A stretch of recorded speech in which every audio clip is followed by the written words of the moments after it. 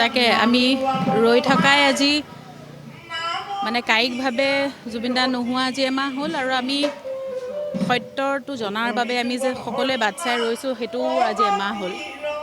গতিকে সকলোৰে মনত একেটাই প্ৰশ্ন বা এটাই আশা যে আমি সেইদিনাখন কি হৈছিলে সঠিকভাৱে আমি সেই সত্যটো জানিব বিচাৰিছোঁ। আৰু এটা কথা ক'ব বিচাৰিম যে আমি সকলোৱে জানো জুবিন দাই পলিটিক্স বেয়া পাইছিলে।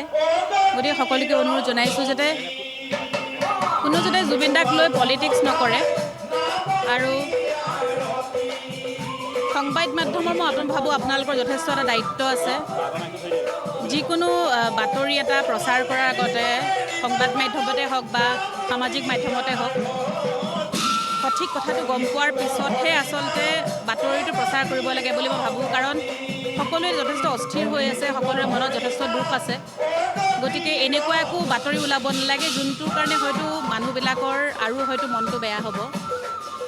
গতিকে সেইটোৱে আমি এটা কথাৰ কাৰণে সকলোৱে বাট চাই ৰৈছোঁ। আমি সত্য জানিব বিচাৰিছোঁ, সেইদিনাখন প্ৰকৃততে কি হৈছিলে সেই সত্যটো আমি জানিব বিচাৰিছোঁ। আৰু আমাৰ ন্যায় ব্যৱস্থাৰ ওপৰত আস্থা আছে। আমি বিশ্বাস ৰাখিছোঁ যে আমি অতি সোনকালে গম পাম।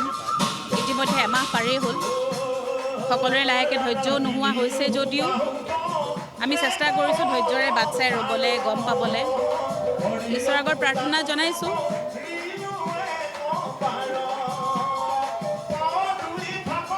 কায়িকভাৱে নোহোৱা আজি এমাহ হ'ল, সকলোৰে বহুত কষ্ট হৈছে। কিন্তু তথাপি আমি অকণমান সাহসেৰে ধৈৰ্য ধৰিবলৈ অলপ চেষ্টা কৰিছোঁ।